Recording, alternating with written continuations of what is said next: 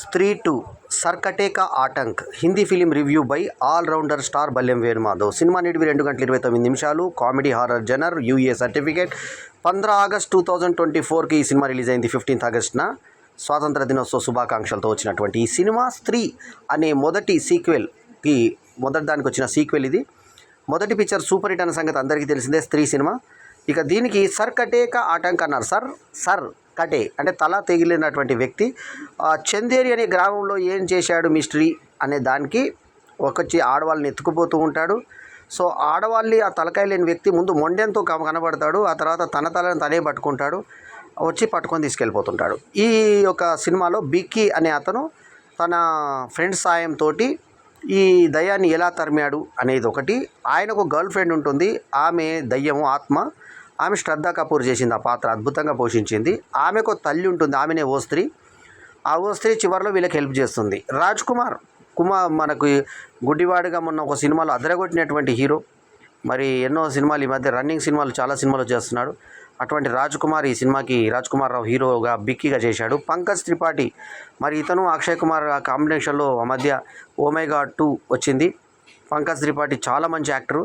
So అదే combination repeat అవుతూ ఇదే రోజు కేల్ మే అనే అక్షయ్ కుమార్ సినిమా ఇంకోటి రిలీజ్ అయినా కూడా ఈ సినిమా కూడా అక్షయ్ కుమార్ ఇందులో స్పెషల్ రోల్ చేయడం, రెండు ఒకే రోజు విడుదల కావడం మరొక విశేషం. ఇందులో అక్షయ్ కుమార్కి థ్యాంక్స్ ఎలా చెప్పారంటే కిల్లింగ్ థ్యాంక్స్ అక్షయ్ కుమార్ అని లాస్ట్ టైటిల్ ఇచ్చారు. ఆయన తర్వాత howling thanks to Varun Dhawan అని చెప్పి ఆయన చేసినటువంటి బేడియా పాత్రను గుర్తు చేస్తూ లాస్ట్లో ఆయన నగ్నంగా కూడా చూపించారు. అంటే పిరుదులు కనబడకపోయినా తొడలు కనబడేలాగా పెట్టాడు నగ్నంగా చివరిలో. సో వరుణ్ ధావన్ ఉన్నాడు ఇందులో. ముంజా ఆ తర్వాత బేడియా 2 సినిమాల ఇది స్త్రీ 3 సినిమాలను ఒక మిక్స్ చేసి తీస్తే స్త్రీ 2 లాగా చేశారు. సో సినిమా ఆద్యంతం కూడా బాగా టెన్షన్గా సాగుతుంది.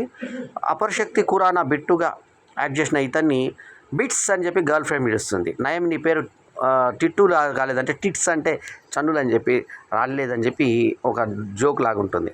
అభిషేక్ బెనర్జీ జేడీగా నటించిన ఈ సినిమాలో తమన్నా బాటియా ఒక మంచి మెరుపులు మెరిసే సాంగ్తో తన హొయలు మరోసారి విరజిమ్మింది. నరేన్ భట్ అనే అతను కథ స్క్రీన్ ప్లే డైలాగ్స్ రాసినటువంటి సినిమాకి అమర్ కౌశిక్ డైరెక్టర్ కాగా దినేష్ విజయ్ను తర్వాత జ్యోతిష్ పాండే తర్వాత మ్యాడోక్ ఫిలిమ్స్ జియో స్టూడియోస్ కలిపి ప్రొడ్యూస్ చేసినటువంటి సినిమాకి సచిన్ జిగర్ మ్యూజిషియన్ కాగా జస్టిన్ వర్గీస్ మరో మ్యూజిషియన్. సో ఈ సినిమాలో మొత్తం స్టార్టింగ్లోనే మనకు సర్కటే అతను చూపిస్తారు. సర్కటే అంటే సర్ అంటే తలకాయ, కటే అంటే తెగిపోయిందని. తల తెగిపోయిన అతను తన తలని చేతిలో పట్టుకుని ఉంటాడు.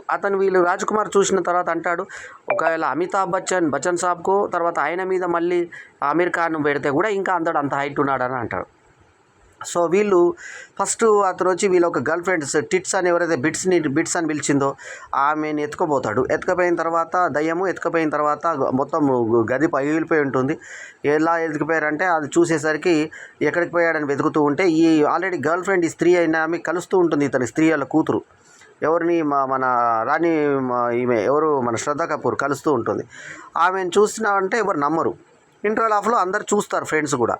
సో ఈ నేపథ్యంలో ఆ తల్లలేని సర్కటే వస్తుంటే వీళ్ళు సర్కస్లో దాక్కొని మనం హనుమాన్ జంక్షన్లో ఏదైతే మనం ఎద్దులో నడుస్తారో అట్లా కూడా దీంట్లో కూడా ఎద్దేసుకొని వీళ్ళు కొంత దూరం నడవడం చూపించారు.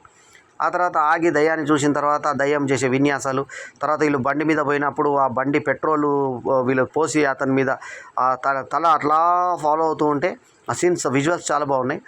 దానికి పెట్రోల్ పోస్తే ఆ బండి కింద పడి వీళ్ళ బండి కూడా తగలబడిపోవడము, ఆ తగలబడిపోతున్న దాన్ని వదిలేసి వాళ్ళు పరిగెత్తు అని చెప్పి వీళ్ళు పరిగెత్తిపోవడం. మొత్తానికి అక్కడ ఒక పంకజ్ త్రిపాఠి దగ్గరికి ఒక లెటర్ రావడం.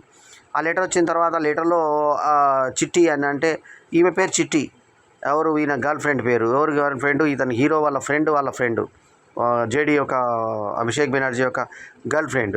సో చిట్టి అంటే ఈ చిట్టి ఆ చిట్టి కన్ఫ్యూజ్ అయ్యి అది బాగా కామెడీగా ఉంటుంది మనకి. సరే చిట్టీలో ఏముంటుందంటే ఒక పురాణంలోనేటువంటి జరిగినటువంటి సంఘటనలో రాక్షసుడు ఏ రకంగా వస్తాడు, ఏ రకంగా ఎత్తుకుపోతాడు అనేది ఇక్కడ జరిగే సంఘటనను ఊహించి వాళ్ళు చెప్పడం జరుగుతుంది. చెప్పిన తర్వాత దాన్ని ఏ రకంగా రక్షిస్తారు, ఏం సంగతి అనే దాని మీద ఒక డిస్కషన్ జరుగుతుంది.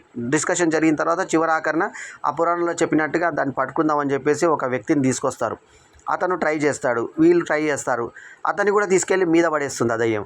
సో మొత్తానికి ఏంటంటే ఈ రాణి ముఖర్జీ కాదు, ఈ అమ్మాయి మన శ్రద్ధా కపూర్ యొక్క కాంబినేషన్ హెల్ప్ తోటి వాళ్ళ అమ్మ కూడా రావడంతో మొత్తానికి ఇతని దగ్గర ఆ శక్తి ఉందని రాజ్కుమార్ రావుని హీరోయిజంని లేపాలి కాబట్టి అతని ద్వారానే ఒక కత్తి మనసుతోటి గురిస్తే వస్తుందని చెప్తే చివరాఖరికి ఆ కత్తితోటే దాన్ని సంహరించడం, అది వధించిపోవడం, చివరాఖరికి మళ్ళీ ఇంకా కొంచెం మిగిలిపోయిన ఇంకా అవశేషాలతో తలకాయలన్నీ ఫామ్ అయిపోతుంటే అప్పుడు శ్రద్ధ కపూర్ మా అని చెప్పి పిలుస్తుంది.